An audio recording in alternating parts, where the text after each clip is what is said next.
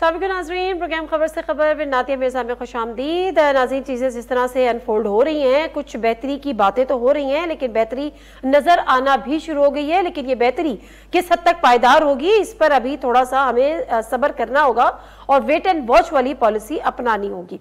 बहुत सारे सियासी मामला तो बस यही है कि इंतखाबात को लेकर पीपल्स पार्टी जो है वो 90 दिन के अंदर मुतालबे कर रही है। दीगर जी वाले जो है वो खामोश हैं, उनको लगता है कि ठीक है। लेकिन एक और जो बड़ी अहम चीज़ें सामने आ रही हैं और जो खबरें सामने आ रही हैं वो ये कि प्रेसिडेंट आरिफ अलवी साहब अपने जो उनका एक आईनी हक है कि वो इलेक्शन की डेट को अनाउंस कर सकते हैं, और कुछ इत्तलात ऐसी हैं कि उन पर कुछ ऐसे प्रेशर्स हैं, चाहे उनकी जिस पार्टी से वो बहरहाल बिलोंग करते हैं, आईनी ओहदा अपनी जगह, वहाँ से भी कुछ प्रेशर्स हैं और दीगर भी कि जी वो इलेक्शन की डेट का अनाउंस कर दें। और अब लेट्स सी कि अगर वो इलेक्शन की डेट का अनाउंस कर भी देते हैं तो क्या इलेक्शन कमीशन उसको तस्लीम करता है या फिर हम एक और आईनी बहरान की तरफ जाते। लेकिन उसके अलावा एक और बड़ी अहम चीज़ आज हमने देखा है कि जो हमारे इंटीरियर मिनिस्टर हैं सरफराज बुगटी साहब, उन्होंने एक प्रेस कॉन्फ्रेंस भी की है और उस प्रेस कॉन्फ्रेंस के हवाले से सुबह से खबरें आ भी रही थी।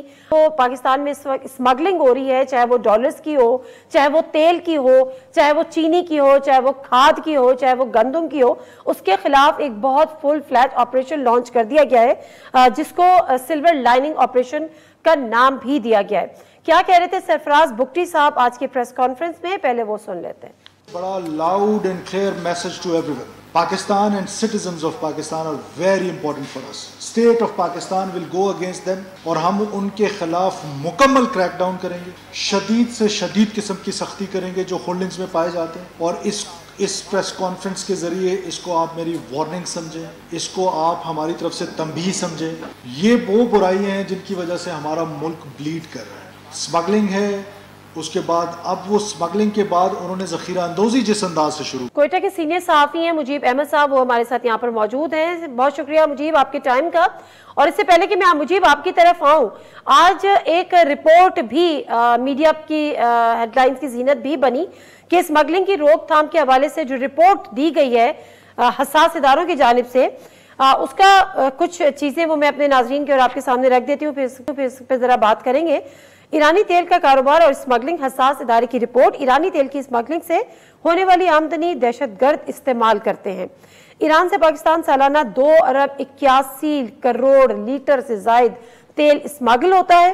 कौमी खजाने को सालाना 60 अरब रुपए से जायद इसका नुकसान होता है। PSO की गाड़ियां भी ईरानी तेल की ट्रांसपोर्टेशन में मुलव्विस पाई गई हैं। मुल्क भर में 995 पंप्स ईरानी तेल की फरोख्त में मुलव्विस हैं। 90 सरकारी हुक्काम, 29 सियासतदान ईरानी तेल की स्मगलिंग के कारोबार से वाबस्ता हैं। पाकिस्तान में 722 करेंसी डीलर्स हवाला उंडी के कारोबार में मुलव्विस हैं। 205 डीलर्स पंजाब में, खैबर पख्तूनख्वा में 183, सिंध में 176, बलूचिस्तान में 104, आज़ाद कश्मीर में 37 और इस्लामाबाद में 17 डीलर्स शामिल हैं। ये मामला है क्या स्मगलिंग की रोकथाम, खासतौर पर जो चमन बॉर्डर के जरिए ईरान से और स्मगल होता नहीं तेल, उस पर जरा हम बात करते हैं। मुजीब, क्या हाल है आपकी, खैरियत से? अच्छा मुजीब साहब, ये जो ऑपरेशन बाकायदा तौर पे लॉन्च कर भी दिया गया और आज होम मिनिस्टर साहब बता भी रहे थे खासतौर पे तेल के हवाले से, ईरानी तेल के हवाले से, जरा मुझे एग्जैक्टली सिचुएशन ऑन ग्राउंड बताएगा कि क्या है, क्या वाकई स्मगलिंग की रोकथाम के लिए सीरियस जो स्टेप्स हैं वो लिए जा रहे हैं, इनिशिएटिव्स लिए जा रहे हैं, और किस हद तक अभी तक की कामयाबी क्या है? नादिया, इस चीज़ को समझने की ज़रूरत है। ईरान के साथ जो हमारा बॉर्डर है तकरीबन 1000 किलोमीटर का है, जहाँ के मुख्तलिफ पॉइंट से ईरानी तेल पाकिस्तान में लाया जाता है। खसूसन माशकेल, पंजगूर, चागी, ये वो एरियाज़ हैं जहाँ से ईरानी तेल आता है।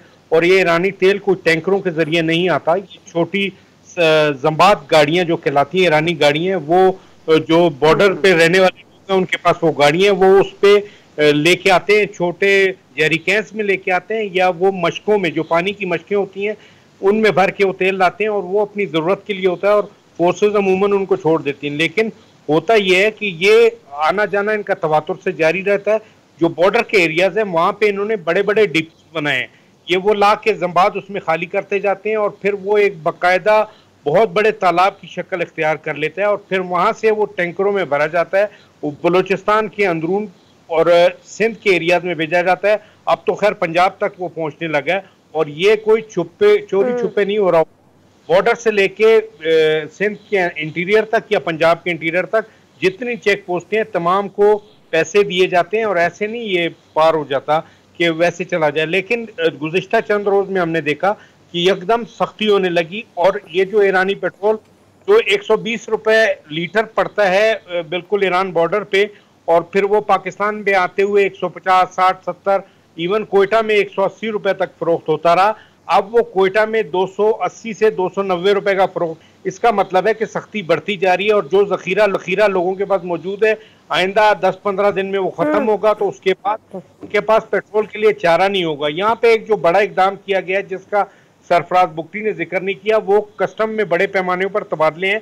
तकरीबन 60 से 70 अफसर जो मकरान के एरियाज में और ईरानी बॉर्डर के साथ तैनात हैं कस्टम्स के, उनको पोस्ट कर दिया गया है। सिंध और पंजाब और सिंध से नए अफसरों को पोस्ट किया गया है, क्योंकि शिकायत ये थी कि कुछ कस्टम के हुकाम भी मिले होते हैं इसमें और पूरा एक नेटवर्क चल रहा होता है। इसके अलावा जो फोर्सेस हैं जो बॉर्डर पे तैनात हैं उन पे भी काफ़ी ज़्यादा सख्ती की गई है। उनको भी कमांडर 12 कोर की जानिब से सख्त हिदायत है, IGFC नॉर्थ और IGFC साउथ दोनों की तरफ से हिदायत है कि इसमें मुलव्वस कोई भी पकड़ा गया, कोई अफसर, कोई जवान, तो उसके खिलाफ सख्त एक्शन लिया जाएगा। ये कार्रवाई अमलन शुरू हो चुकी है। तवक्को है इसके नताइज एक हफ्ते में सामने भी आने लगेंगे वाज़े। ठीक है, बहुत अच्छी बात है, लेकिन मामला जो है ना वो हमारी इत्तलात के मुताबिक सिर्फ पाकिस्तान ने ही इस पर कंट्रोल नहीं किया। जो ईरान का जो बॉर्डर है, जो ईरानी सरहद है, ईरान ने भी इस पर कंट्रोल किया है। जो खबरें हमें मिल रही हैं कि वहां से उन्होंने ईरानी तेल इस पाकिस्तान को स्मगल ना करे, इसको बड़ा मेक श्योर कर रहे हैं। स्पीड बोट्स और जो तेल के डिपो हैं उनको बाकायदा तौर पर जलाया गया है। करोड़ों रुपए का नुकसान भी हुआ है, लेकिन किन बुनियादों पर यह कार्रवाई की अभी तक ये मालूम नहीं हुआ। बट मुजीब साहब, एक चीज और इम्पोर्टेंट है, वो ये है कि कुछ अर्से पहले एक शब्बर जैदी साहब ने बड़ा इंकशाफ किया था और उसके कुछ वो रीजनिंग भी दी गई थी। क्या कह रहे थे शब्बर? छोटा सा क्लिप है शाहजेब खानजादा के प्रोग्राम का, जरा मैं वो आपको भी सुनाना चाह रही हूँ, इस पर जरा कॉमेंट लूंगी। अच्छा, कहा यह दिया या जवाब ये पेश किया गया क्योंकि वहां पे रोजगार नहीं है, पॉलिटिकल डिस्टर्बेंस होगी, लॉ एंड ऑर्डर की सिचुएशन भी क्रिएट हो सकती है। मुझे आपकी तरफ आने से पहले आज जब सरफराज बुगटी साहब ने प्रेस कॉन्फ्रेंस की तो उसके बाद हमारे नुमाइंदे ने, मेरी अपनी टीम मेंबर ने जाके उनसे खुसूसी गुफ्तगू की और ये सवाल उनसे कहा। शब्बर जैदी की बात का हवाला देते हुए ये बात की गई कि ये एक इंप्रेशन है और ये कहा गया है शब्बर जैदी साहब की जानिब से कि पॉलिटिकल डिस्टर्बेंस होगा या लॉ एंड ऑर्डर की सिचुएशन क्रिएट होगी। क्या आप वहां पर इससे निपटने के लिए तैयार है या पॉलिसी क्या है? क्या उन्होंने एक्सक्लूसिवली हमारे लिए बात करी, वो सुनते हैं। कोई सियासी प्रेशर नहीं है। दूसरा, लोगों के रोजगार क्या है, हमने बॉर्डर एरियाज में और विद इन बलूचिस्तान हमने उस पर थोड़ी सी लीनियंसी जरूर रखी हुई है कि जो बॉर्डर एरियाज हैं उन्होंने जाहिर है अपनी जो गुजर बसर है उस पर कहीं ना कहीं थोड़ी सी लीनियंस जरूर होगी, लेकिन ये नहीं हो सकता कि वो स्मगल्ड ऑयल जो है वो इस्लामाबाद के पंप्स में बिक रहा हो, वो कराची के पंप्स में बिक रहा हो। चलो बॉर्डर एरियाज हैं, वहाँ पर पाकिस्तानी पंप्स नहीं हैं, अब दूर दराज इलाके हैं, कैरेज ज़्यादा पड़ता है और वो डेली की बुनियाद पे अपना जो डोमेस्टिक यूज़ के लिए, तो उसके लिए तो किया जा सकता है और वो लीनियंट रहते भी हैं डोमेस्टिक यूज़र पे। तो ये नहीं हो सकता कि आपका स्मगल्ड ऑयल जो है वो इस्लामाबाद ब्लू एरिया में बिक रहा हो। अच्छा मुजीब साहब, ये हमारी टीम के साथ डॉन न्यूज़ से खुसूसी बातचीत में उन्होंने ये बात की है कि लीनियंसी रखनी पड़ेगी और शायद अभी भी कंटिन्यू करें, खासतौर पे जो बॉर्डर के एरियाज हैं या वहाँ पे जो लोग हैं। तो ये जो फिर उनका ये नहीं हो सकता कि इस्लामाबाद और सक्खर में या दो बिक रहा हो, तो यानी ये तो नहीं होगा, लेकिन किस हद तक लीनियंसी शो होगी, क्या पॉलिसी है अभी भी? देखिए नादिया, एक इलाका है, अगर माशकेल है उसकी आबादी 1 लाख है और वहाँ पे 2000-4000 गाड़ियाँ हैं, तो उसके मुताबिक जो लोग जो बॉर्डर के रिहायशी हैं वो राहदारी रखते हैं, ईरान जाके अपने लिए तेल, अपने लिए आटा और दीगर ज़रूरियात की चीज़ें लाते हैं। उनको इजाज़त होती है उनकी ज़रूरियात के मुताबिक, लेकिन वहाँ पे जो बड़े बड़े डंप्स बने हुए ना उनको करने की इजाज़त नहीं होती। वो जो सरफराज बुगटी कह रहे हैं कि वो डंप्स पर पाबंदी होगी, वहाँ पे डंप नहीं कर सकेंगे, अपनी ज़रूरियात का ईंधन भी ला सकेंगे, आटा जो लोकल्स हैं वो यूज कर सकेंगे। ठीक है, बहुत शुक्रिया।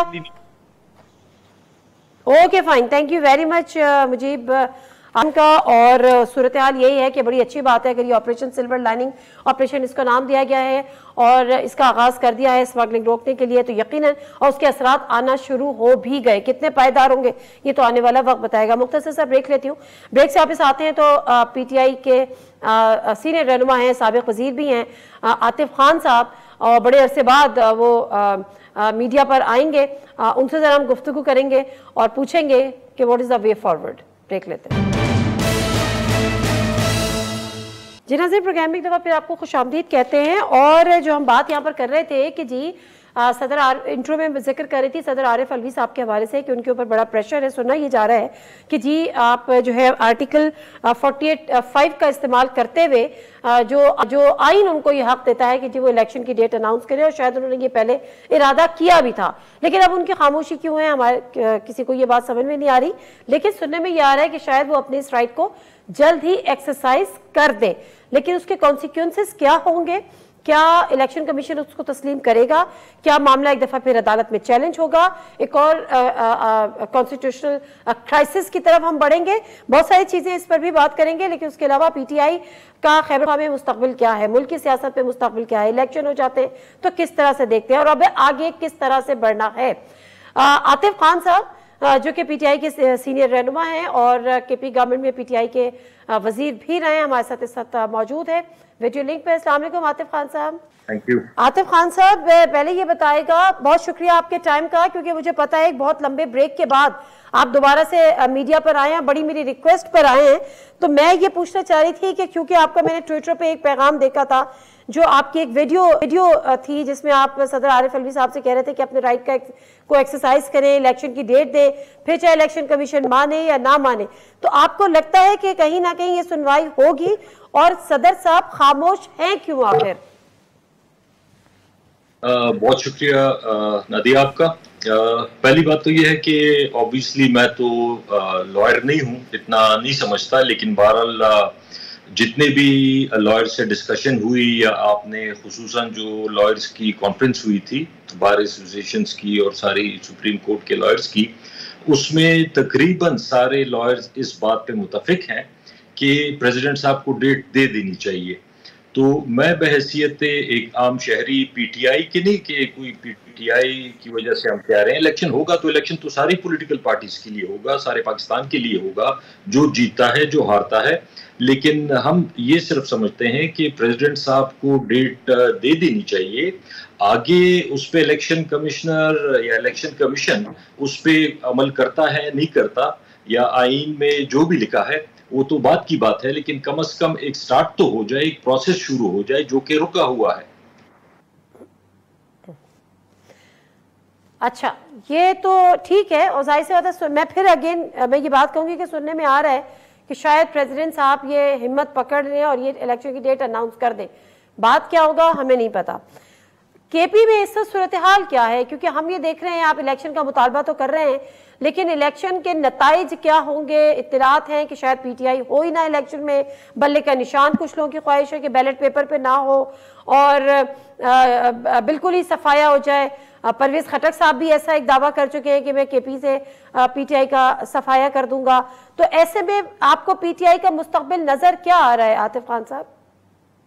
देखिए, जहां तक ये भी पिछले कुछ महीने में एक इलेक्शन हुआ है, तो चेयरमैन या टाउन चेयरमैन कह लें या मेयर कह लें, उसके लिए इलेक्शन हुआ है। आपने देखा है कि उसमें पीटीआई जीत गई है, सबसे ज्यादा पीटीआई को वोट मिले हैं। हालांकि पिछली दफा पीटीआई मेरे ख्याल में इसी हलके में कोई 5वें नंबर पे आई थी।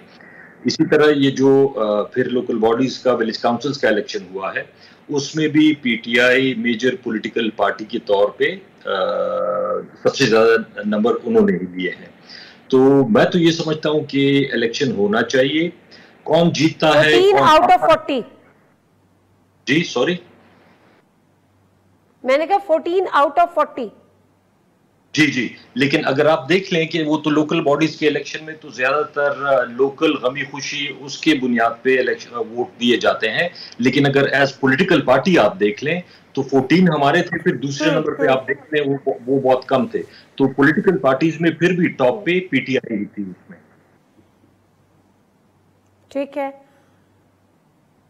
और जहां तक खटक साहब की बात है, तो देखें, इस मुल्क में बहुत से पॉलिटिशियंस ऐसे हैं, सारे नहीं लेकिन बहुत से पॉलिटिशियंस ऐसे हैं जो कि पॉलिटिक्स इक्तिदार के लिए करते हैं।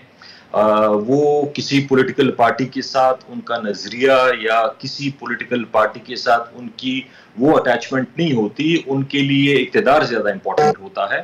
तो बहुत से लोग हैं जो इक़्तिदार जहां देखते हैं कि वहां कोई चांस ज्यादा बन रहा है तो वहां पे चले जाते हैं। नहीं, तो वो सब अपनी जगह, देखिए ये एरिक का अपना राइट है, ये अपना राइट है, लेकिन उन्होंने एक बड़ा दावा किया है। एक तो उन्होंने ये कहा कि मैं नामो निशान पीटीआई का मिटा दूंगा खैबर पख्तूनख्वा से। दूसरा उन्होंने एक क्लेम और भी किया है, वो ये कहते हैं कि जितने तरक्याती काम हुए वो तो मैंने किए हैं, अगर खान ने करने होते या पीटीआई के चेयरमैन ने करने होते तो वफाक में करते, पंजाब में करते, वहां तो कुछ नहीं किया।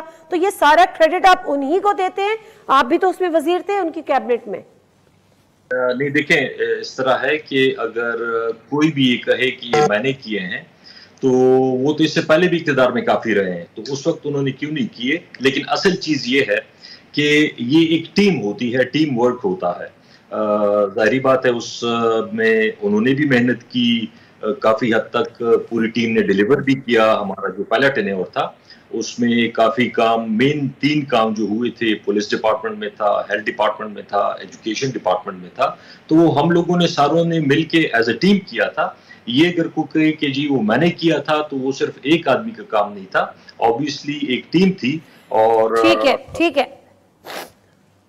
अच्छा आतिफ खान साहब, क्या आप ये क्योंकि देखिए केपीके की अपनी एक तारीख रही है ना, पहली दफा ऐसा हुआ था कि 2 कंसेक्यूटिव ईयर्स में उन्होंने एक ही पार्टी के हवाले अपना सूबा किया था केपीके के लोगों ने। क्या आप तीसरी दफा खैबर पख्तूनख्वा में देख रहे हैं कि दोबारा भी, यानी 3rd टाइम पीटीआई की गवर्नमेंट बन सकती है? आपको लगता है कि आपका वोटर, आपका वोट बैंक इंटैक्ट है आपकी पार्टी के साथ? देखिए, जो खैबर पख्तूनख्वा की पॉलिटिकल एक हिस्ट्री रही है, आपने खुद ही बता दिया। सबसे अच्छी बात मुझे जो खैबर पख्तूनख्वा के लोगों में लगती है वो ये है कि वो बिल्कुल आज़ाद तरीके से वोट देते हैं। उनका कोई ये नहीं होता कि जी ये फलाना है, ये सारी उम्र बस इसी को वोट देते रहे हैं। एक नंबर 1, वो लोग पॉलिटिकल पार्टीज को वोट देते हैं, वो इंडिविजुअल्स को वोट नहीं देते। आप देखें, पॉलिटिकल हिस्ट्री देख लें, ये पिछले 2018 के इलेक्शन देख लें, आजाद उम्मीदवार वहां पे बहुत कम, कोई इक्का दुक्का जीतते हैं, पॉलिटिकल पार्टीज जीतती हैं। और दूसरी बात, जो पॉलिटिकल पार्टी डिलीवर नहीं करती वो दूसरी दफा उसको वोट नहीं देती। जो आपको लगता है आतिफ साहब आपका वोट बैंक इंटैक्ट है? मैंने तो आपको वोट बैंक इंटैक्ट है। मैंने आपको 2 रिसेंट मिसालें दे दी जिसमें मुझे लगता है कि इंशाल्लाह पीटीआई का वोट इंटैक्ट है और इलेक्शन होता है, अपने टाइम पे होता है, तो इंशाल्लाह पीटीआई परफॉर्म करेगी। और मेरे ख्याल में मिलना चाहिए, हर एक पार्टी को हक मिलना चाहिए। जी जी, बिल्कुल ज़ाहिर है, लेवल प्लेइंग फील्ड। आखिरी सवाल आतिफ खान साहब, आपको पता है कि 9 मई के बाद क्या कुछ हुआ, किस तरह से लोगों की पकड़ धकड़ भी हुई। खुद तहरीक इंसाफ के जो चेयरमैन हैं वो जेल में हैं, क्राइसिस में है पार्टी। कुछ लोगों की ख्वाहिश है कि इसको यहीं पे ख़त्म कर दो, बैन कर दो, इलेक्शन। वे फॉरवर्ड क्या है आतिफ खान साहब आपकी नज़र में? देखिए, पहली बात तो यह है कि यकीनन जो 9 मई को हुआ है, कोई भी पाकिस्तानी, कोई भी पॉलिटिकल वर्कर या कोई भी उसको ये नहीं कहता कि अच्छा हुआ है, बुरा हुआ है। वॉयलेंस नहीं होना चाहिए पॉलिटिक्स में। पॉलिटिक्स का तो कमाल ही है कि आप लोगों को कन्विंस करें, लॉजिक से करें, अपने अमल से करें, अपनी बातों से करें। वॉयलेंस तो नहीं होना चाहिए, लेकिन अब ये नहीं है कि हमें आगे भी बढ़ना है। अब पाकिस्तान की जो आप हालात देख लें तो मेरे ख्याल में जो मसले हैं हमारे, इसका हल इलेक्शन में है, फ्री एंड फेयर इलेक्शन में है। आवाम को मौका दिया जाए, वो जिसको वोट देना चाहते हैं दें। अगर वो उनके मायार पे पूरे नहीं उतरते, वो डिलीवर नहीं करते, वो करप्शन करते हैं, अगली दफा लोग उन्हें वोट नहीं देंगे। तो मेरे ख्याल में तो वे फॉरवर्ड यही होना चाहिए कि इलेक्शन हो, फ्री एंड फेयर हो और आवाम अपनी मर्जी से, जमहूरियत को तो मतलब यही है, जमहूर, और उनकी अपने नुमाइंदे चूज करें और आगे चलें। ठीक है, बहुत शुक्रिया आतिफ खान साहब आपके टाइम का। और सेफ मुख्तसर सा ब्रेक लेंगे, ब्रेक से वापस आएंगे तो हमारे साथ समर बिलोर साहिबा मौजूद होंगी और उनके साथ हम कुछ गुफ्तगू करेंगे कि बेसिकली जो है वो जो इलेक्शंस की बात हो रही है, तो इलेक्शन जो है वो तो अपनी जगह पर होने हैं, लेकिन कब होने हैं, क्या लेवल प्लेइंग फील्ड है। सबर बिलोर साहिबा हमारे साथ होंगी और उसके साथ साथ साहिरा बानो साहिबा होंगी। ब्रेक लेते हैं, वापस आते हैं। जी नाज़रीन, प्रोग्राम में एक दफ़ा फिर आपको खुशामदीद कहते हैं। मेरे साथ साहिरा बानो साहिबा मौजूद हैं, GDA की रहनुमा सीनियर पॉलिटिशियन है और उसके साथ साथ MLA भी थी, और समर बिलोर साहिबा वो भी हमारे साथ इस वक्त यहाँ पर मौजूद हैं और वीडियो लिंक पे वो भी मौजूद हैं। और बहुत शुक्रिया आप दोनों शख्सियात का प्रोग्राम में शामिल होने के लिए। ANP की स्पोक्स पर्सन है KP की समर बिलोर साहिबा। अभी जब इलेक्शंस की बातें हो रही हैं और सबसे ज़्यादा इम्पॉर्टेंट तो ये है कि इलेक्शन होने हैं तो कब होने हैं, और अगर जब भी होने हैं तो क्या फ्री एंड फेयर होने हैं, लेवल प्लेइंग फील्ड होनी है, मिलनी है सबको उसी तरह से जिस तरह से मिलनी चाहिए, और जिस तरह से बिलावल भुट्टो जरदारी साहब ने जो है वो मुतालबा भी कर दिया है। क्या आपकी पार्टी का मौक़िफ़ है, स्टैंड है इस पे? देखिए जी, हमारी पार्टी का मौक़िफ़ डे 1 से ये है कि इलेक्शंस जल्द अज जल्द होने चाहिए। अब जब काउंसिल ऑफ कॉमन इंटरेस्ट ने नए सेंसस को अप्रूव कर दिया है और उस अब कोई कॉन्स्टिट्यूशनल तरीका नहीं है, तो हमारा ये डिमांड है कि उसके बाद उसकी जो हल्का बंदियों की जो मुद्दत है उसके बाद कमीशन खुद एक डेट अनाउंस कर दे, और मुल्क में एक जो गैर यकीनी सूरत हाल है, अफरा तफरी का एक माहौल है और गॉसिप मॉन्गर्स हर किस्म की चेमा गोइयों में लगे हुए हैं, उसका एक एंड हो। इलेक्शन हम हमेशा से कहते रहे कि फ्री फेयर एक लेवल प्लेइंग फील्ड होनी चाहिए, ना सिर्फ एक सियासी जमात के लिए बल्कि हर सियासी जमात, हर कारकुन के लिए लेवल प्लेइंग फील्ड। लेकिन हाँ, ये तो समर बिलोर साहब बात दुरुस्त है, लेकिन मामला ये है कि इलेक्शन सॉरी मैं आपकी बात काट रही हूँ, इलेक्शन कमीशन अभी तक डेट नहीं दे रहा। वो ये तो बता रहा है कि कब तक हल्का बंदियां हो जाएंगी, कब तक हम मुकम्मल कर लेंगे, लेकिन हम कब तक इलेक्शन में जाने की पोजीशन में होंगे इसका भी इशारा नहीं कर रहा। दूसरी तरफ सदर की तरफ भी निगाहें हैं, सदर पाकिस्तान की तरफ, कि कम से कम अगर वो अपने राइट को एक्सरसाइज करते हुए इलेक्शन की डेट दे दे। आप समझती हैं कि इलेक्शन कमीशन अगर डिले कर रहा है जिस भी रीजन से, तो सदर पाकिस्तान को अपना ये जो 48 आर्टिकल 48(5) वाला जो राइट है उसको एक्सरसाइज कर लेना चाहिए? सदर पाकिस्तान भी अब अपनी जिसको कहते हैं ना मुद्दत मुलाजमत पूरी कर चुके हैं। मैं फिर से ये बात कहूंगी, ये डोमेन इलेक्शन कमीशन का है, इसमें ना सदर मुमलिकत को, ना किसी कोर्ट को, ना किसी जज को, ना किसी अदालत को पढ़ना चाहिए। इलेक्शन कमीशन इतना बाइख्तियार एक इदारा है, तो एक डेट दे देनी चाहिए और जल्द देनी चाहिए। अगर इलेक्शन कमीशन ना दे यस, तो फिर उसके बाद हम नेक्स्ट स्टेप की बात कर सकते हैं और एक फैसला चाहे वो थ्रू जुडिशरी हो या थ्रू प्रेसिडेंशियल हो, लेकिन आइडियल सिचुएशन ये होगी कि इलेक्शन कमीशन एक डेट दे दे। अच्छा, एक सेकंड साहिरा बानो साहिबा, अभी आपने सुना समर बिलोर साहिबा ये कह रही हैं कि इलेक्शन अब ज़ाहिर 90 दिन में नहीं तो बेशक बाद में हो जाए, लेकिन इलेक्शन कमीशन डेट अनाउंस करे। इलेक्शन कमीशन नहीं कर रहा, लेकिन ये मुझे समझ में नहीं आता कि जो सदर मुमलिकत का एक अपना एक कॉन्स्टिट्यूशनल राइट है कि वो 48(5) एक्सरसाइज कर सकते हैं आर्टिकल और इलेक्शन की डेट दे सकते हैं, तो फिर ये बात क्यों आती है कि सदर मुमलिकत इसमें नहीं पढ़े, उनका टेन्योर कंप्लीट हो गया है बला बला? तो देखिए, अब मुझे समझ नहीं आ रही है अभी जितनी भी सियासी जमातें जो हम 3-4 दिन से बयानात सुन रहे हैं, जो गुड कॉप और बैड कॉप की पॉलिसी अपनाई हुई है कि एक बंदा पार्टी का एंटी एस्टैब्लिशमेंट होता है, दूसरा प्रो एस्टैब्लिशमेंट। एक ही सक में बात कर रहा था, एक उस सक में बात कर रहा था। अब ये हम ना बचपन से सुन सुन के पक चुके हैं कान। अब मसला ये है कि जब इख्तियारात आपने खुद दिए, सदर के इख्तियारात कम किए, इलेक्शन कमिश्नर को आपने तरमीम करके उनको इलेक्शन का इख्तियार दिया, CCI की मीटिंग में बैठ के हल्का बंदियां सब चीजों पर हो गया। 90 दिन की ये कहानी आपको और हमें सुना रहे हैं, लेकिन मैं 12 प्रोग्राम में बता चुकी हूँ कि जिस वक्त ये असेंबली डिसॉल्व हुई थी और उसके बाद जाहिर है सब एक दूसरे से अच्छा भी कब इलेक्शन है, तो मुझे तो मैं आपको बता दी कि 15 फरवरी बताया गया था कि जो सुकून से घर में अब जाके आराम करो, 15 फरवरी को इलेक्शन होंगे। ये हमारे ये PDM के अरकान ही बता रहे थे। नहीं, आप ये वो तो ठीक है अपनी जगह, लेकिन अगर साहिरा बानो साहबा मेरा क्वेश्चन ये है कि अगर इलेक्शन कमीशन अभी तक डेट नहीं दे रहा तो सदर के पास ये राइट तो है ना, उनको आइन ने ये हक दिया हुआ है। और सबकी राय है, इवन दो पीपल्स पार्टी के जो वकला हैं, PMLN के जो वकला हैं, दीगर जमातों के जो हैं, इवन JUIF के जो वकील हैं, सबका कंसेंसस है इस बात पे कि सदर मुमलिकत चूंकि असेंबली डिसॉल्व हुई है, ऑटोमेटिकली नहीं हुई है, उसको डिसॉल्व किया गया है, तो वो इलेक्शन की डेट दे सकते हैं। तो आप समझती हैं कि अगर कोई नई इलेक्शन कमीशन दे रहा तो सदर मुमलिकत को अपना राइट एक्सरसाइज करना चाहिए, वो काबिल कबूल भी होना चाहिए सबके लिए? सदर ममलिकत को करना चाहिए। सदर ममलिकत तो पहले पंजाब की तरफ भी उन्होंने शायद मेरे ख्याल में कुछ डेट का कहा था, तो उनकी तो बात मानी नहीं गई। ऐवान सदर के हालात तो ये हैं कि हमें और आपको यही नहीं पता कि वो उस पर साइन होके और उसके ऊपर क्या कहते हैं कि वो वापस गया है नहीं गया, किस अमले को बोला है, उसने बात मानी, वो कौन बंदा था कि जिसने अपनी हदूद से तजावुज किया। और उसके बाद मैं सोशल मीडिया की बात बता रही हूँ कि ज़ाहिर पैमाने सदर या सदर साहब के दिल में जो है वो उन्हीं को पता है। आप और हम भी सुनते हैं कि कुछ लोग उनसे मिलने के लिए गए, कुछ लोग उनसे मिलने के लिए गए। अब मुझे नहीं पता, मैं सिर्फ आपको सोशल मीडिया की कहानियां बता रही हैं। कुछ इदारे के लोग उनसे मिलने के लिए गए।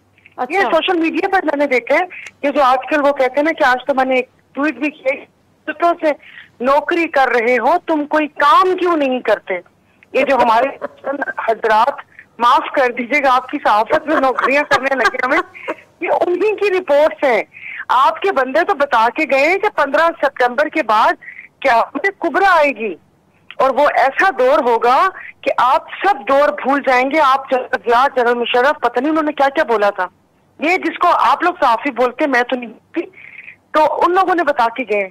तो अब मैं आपको ऐसे ही बात कर सकती हूँ, लेकिन अब सदर साहब को देनी चाहिए, क्योंकि अब सदर साहब सबकी आंखों के तारे हो गए। प्यार भी आ रहा है जमातों को कि दे दो, ये नया खोल दें, आपकी बात कोई नहीं मानेगा, फिर उसके बीच में कुछ हुक्म निकल आएगा, फिर वो स्टे मिल जाएगा।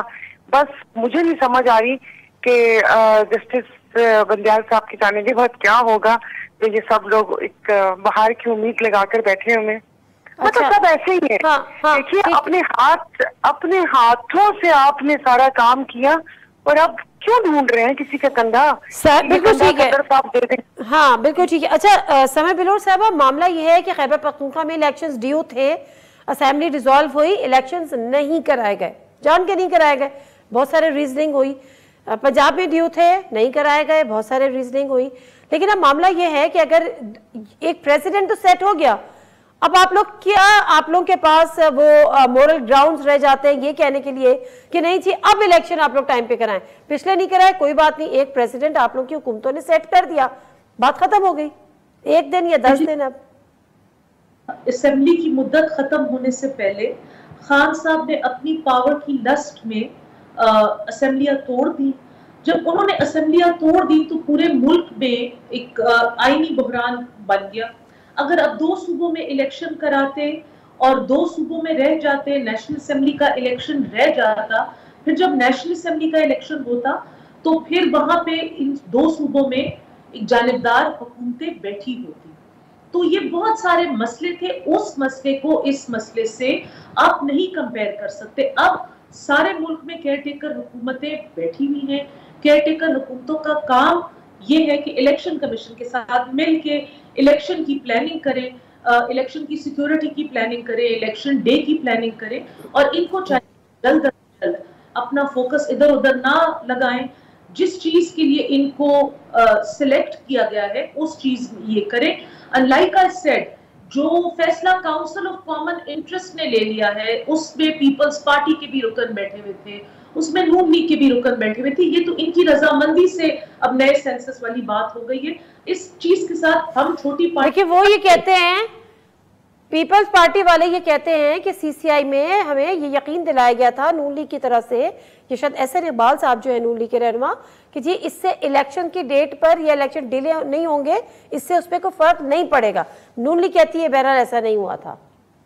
मीटिंग में नहीं थे, ना हमारी पार्टी का कोई नुमाइंदा था, ना आप लोगों की जर्नलिस्ट कम्युनिटी का कोई नुमाइंदा था ना। अब ये वहां से एक एग्रीमेंट कर आगे बाहर निकल के अब उन्होंने अपना स्टांस बदल लिया है, तो ये एक और बात है। लेकिन हमारा ये बड़ा किसने बदल लिया? एक सेकेंड, किसने बदला? पीपल्स पार्टी ने बदला, नून लीग ने बदला?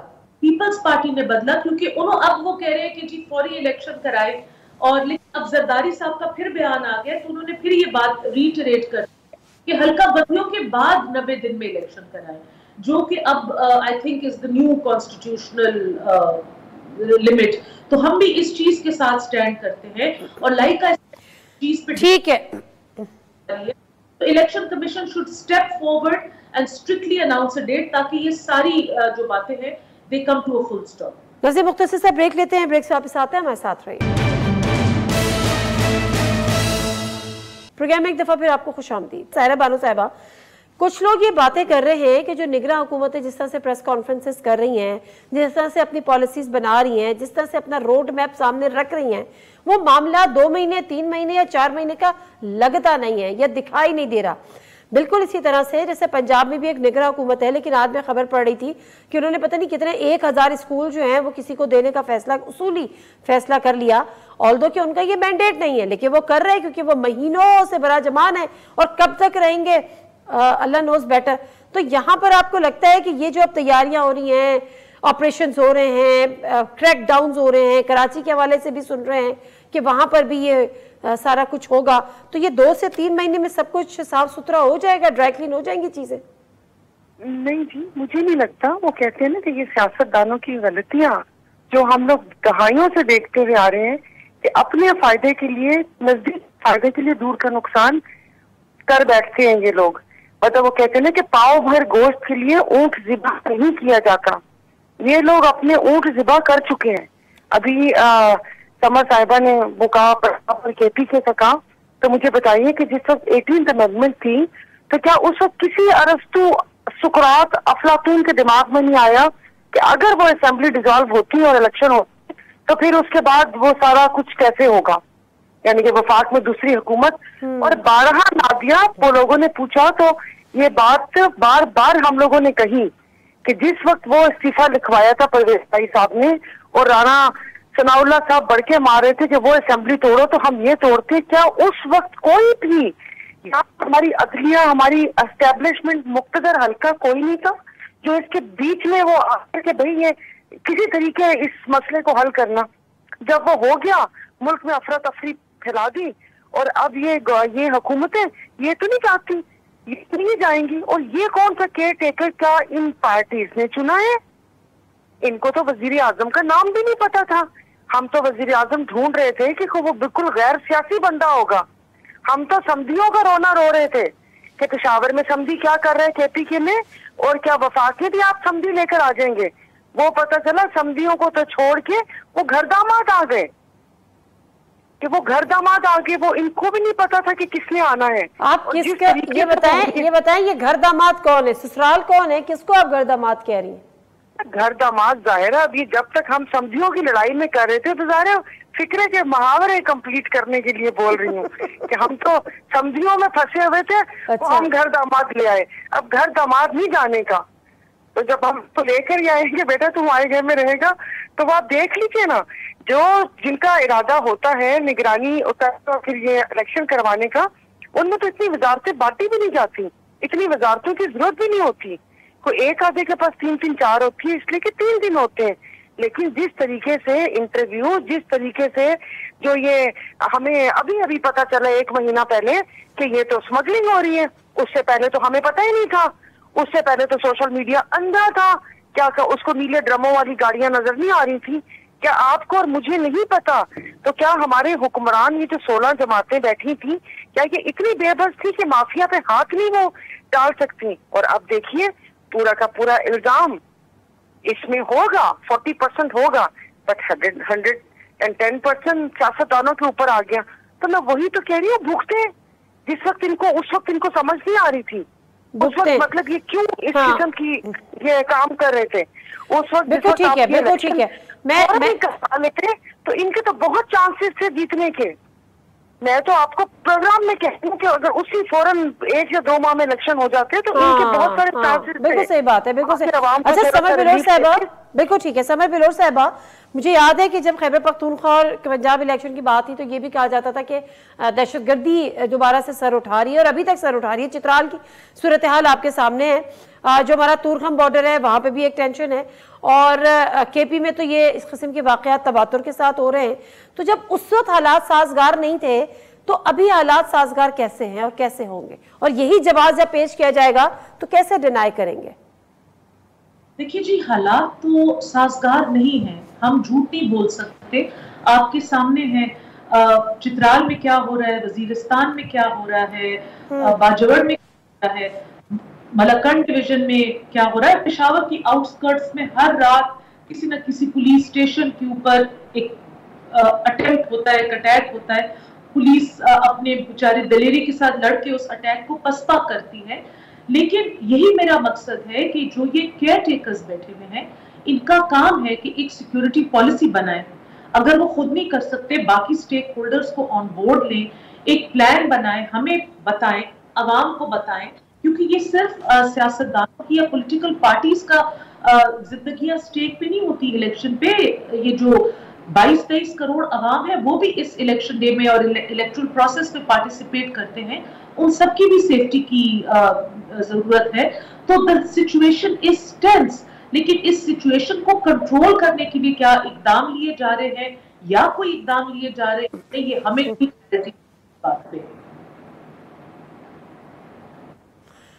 इसका जिम्मेदार ये दोबारा से जो दहशतगर्दी का जो जिन बोतल से बाहर आया है, बड़े इल्जामात लगे कि जेपीटीआई के गवर्नमेंट में ये सारा कुछ हो गया, लेकिन क्या कोई एक सियासी जमात की एक अकेली हुकूमत इतने बड़े फैसले ले सकती है आपकी नजर में? बड़े क्लियर हैं, जनरल फैज और इमरान खान और महमूद खान, ये 3 लोग हैं जिन्होंने ये टीटीपी के फाइटर्स, ये अफगान पॉलिसी हमारे सर पे मुसल्लत की है।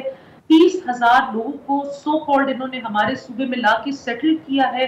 वो लोग ट्रेन बैटल हार्डन दहशतगर्द थे, और फिर इन्होंने एक अपीजमेंट की पॉलिसी चलाई, गुड एंड बैड की तफरीक करके मीडिया में लोगों में एक कंफ्यूजन फैलाई। क्या हुआ? आग तो फिर भी पुख्तूनख्वा में लगी ना।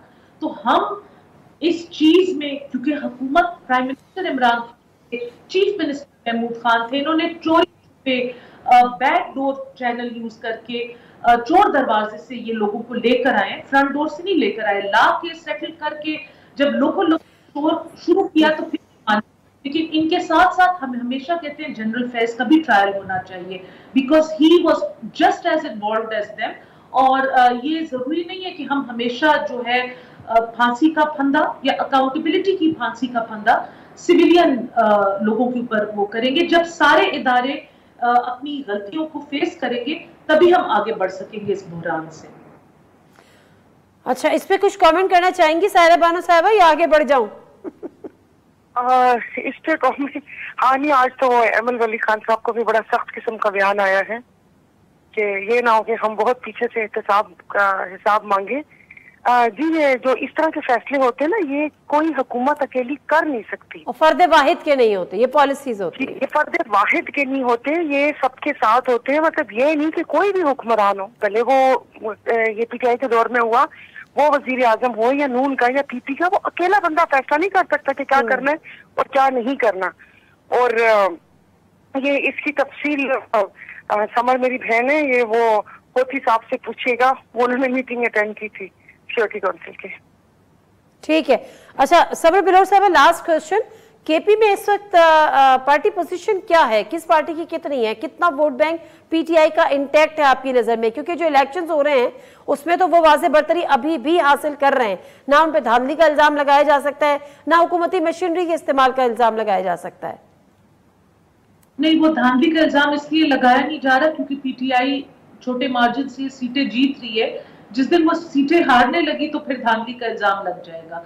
इस चीज से आप बिल्कुल, लेकिन इसका मतलब है जीत रही है, वोट बैंक इंटैक्ट है क्या? खैबर पुख्तूनख्वा में इंतखाबी मुहिम सिर्फ और सिर्फ अवामी नेशनल पार्टी ने शुरू की है। हमने अपने 65 से ज्यादा कैंडिडेट्स भी अनाउंस कर दिए हैं।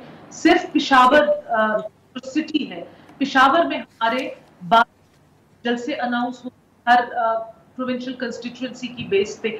हमने अपनी कैंपेन स्टार्ट कर दी है, हम अवाम के पास अपना मंशूर भी ले गए, हमने अपना मंशूर भी लॉन्च कर दिया है।